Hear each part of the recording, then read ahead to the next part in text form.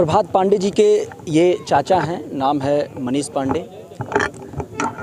Last time कब बात हुई थी आपकी प्रभात जी से? प्रभात से मेरी परसों मुलाकात हुई थी, उसके बाद कोई बात नहीं हुई थी।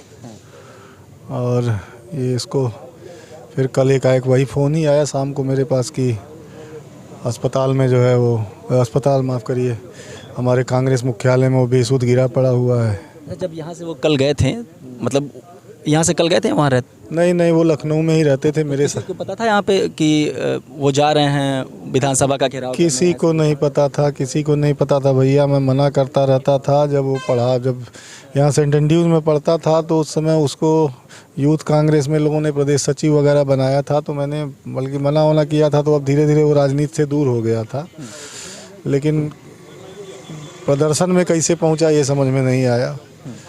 और फिर मेरे पास फ़ोन आता है कि बेसुध पड़ा हुआ है, हिल डुल नहीं रहा। तो मैंने कहा कि भाई आप एम्बुलेंस बुलाइए, उसको डॉक्टर के यहाँ भेजिए, हॉस्पिटल के यहाँ भेजिए।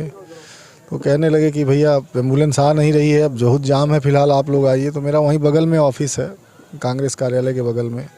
तो मैंने वहाँ से अपने एक एम्प्लॉई को भेजा, वो भी रिपोर्टर था। तो वो गया, तो जब जाके वहाँ पे लोगों से बातचीत की तो तत्काल कहा सुनी कुछ हुई, उसने कुछ चीखा चिल्लाया। तो फिर लोग गाड़ी भी निकाले और गाड़ी लेके जो है फिर हॉस्पिटल पहुँचे। किसी ऐसे लोगों से बात हुई जो उस समय उनके साथ थे? देखिए, उनके साथ वाले से किसी से बात नहीं हुई। वहाँ पे प्रदर्शन में जो लोग आए हुए थे वही लोग अलग बातें बता रहे हैं। कोई कह रहा है कि सड़क पे बैठ गया था, कोई कह रहा था कि हमसे पानी मांग के पिया, फिर अंदर चला गया। जितने लोग हैं उतने तरह की बातें कर रहे हैं। कुछ क्लियर नहीं कोई बताने को तैयार है कि आखिर उसके साथ हुआ क्या था। यहाँ सुबह जब दाह संस्कार हो रहा था तो बहुत झड़प भी हुई, क्या कुछ हुआ था उस समय? देखिए, हम तो घाट पे अंदर थे भैया, क्या झड़प हुई है वो हमें नहीं मालूम।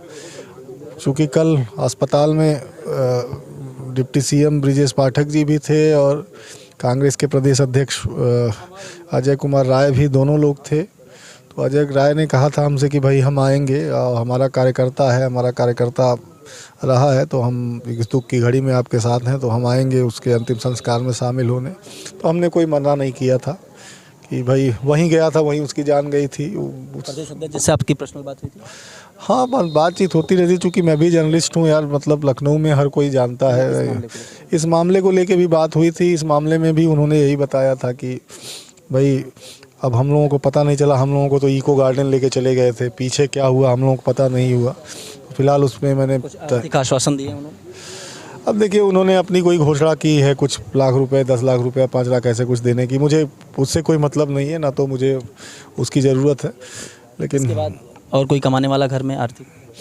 देखिए भैया, बड़े भाई साहब का इकलौता लड़का था। बड़े भाई साहब जीवन बीमा में एजेंट हैं, आप समझ सकते हैं कि उनकी क्या इनकम होगी।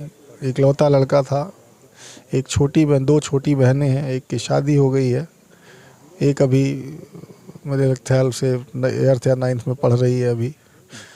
तो छोटा सा परिवार था। अब घर आप यहाँ देख ही रहे हैं किस स्थिति में लोग रह रहे थे। तो बस इसी बच्चे को लेके बड़ी उम्मीदें थी सबकी कि ये करेगा।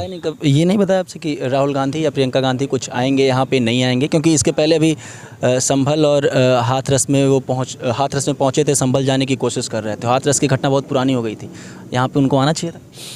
देखिए, अब उनका वो विषय है, उसमें वो आए ना आए उससे हमें कोई लेना देना नहीं है। किसी के आने से मेरा बच्चा वापस नहीं आएगा। और हम तो यही कहेंगे कि ऐसे माँ बाप जिनके बच्चे ऐसे कार्यक्रमों में भाग लेने चले जाते हैं, पहुंच जाते हैं, भीड़ का हिस्सा बनने के लिए चले जाते हैं, तो कम से कम वो अपने बच्चों पर नज़र रखें। ऐसे कार्यक्रमों में या ऐसे भीड़ भाड़ वाले स्थानों पे या ऐसी जहाँ पे कहीं स्थिति कानून व्यवस्था वाली हो, बन सकती हो, वहाँ भेजने से बचे। और अब हमारा बच्चा तो चला गया, अब कोई आए ना आए कोई उसकी भरपाई नहीं कर सकता। कोई भी उस चीज़ की भरपाई अब नहीं कर सकता। परिवार की हालत उस तरीके से नहीं है कि उनसे बात किया जा सके। मनीष जी थे, उनके चाचा हैं, और अभी पूरे घर पे आप एक बार, मैं कहूँगा एक बार ज़रा दिखाएं। सब तरफ लोग बैठे हुए हैं, मातम पसरा हुआ है। और लाजिम तौर पे अगर घर का इकलौता बेटा जो है वो ख़त्म हो जाए, तो घर का चिराग अगर ख़त्म हो जाए, तो एक बाप, एक माँ, एक बहन पे क्या गुज़रती है। सियासत अपनी जगह है, तमाम चीज़ें अपनी जगह हैं। बीजेपी, कांग्रेस और तमाम लोग अपनी अपनी तरीके से राजनीतिक रोटियां इस मौत पे सेक सकते हैं, लेकिन ज़रूरी सवाल ये है कि इस तरीके की चीज़ें हमेशा ऐसे समाज में होती रहती हैं जहाँ पे जो युवा हैं वो किसी पार्टी के लिए संघर्ष करते हैं और इस तरीके की चीज़ें हो जाती हैं। बाद में केवल चीज़ें सियासत करने के लिए ही बचती हैं।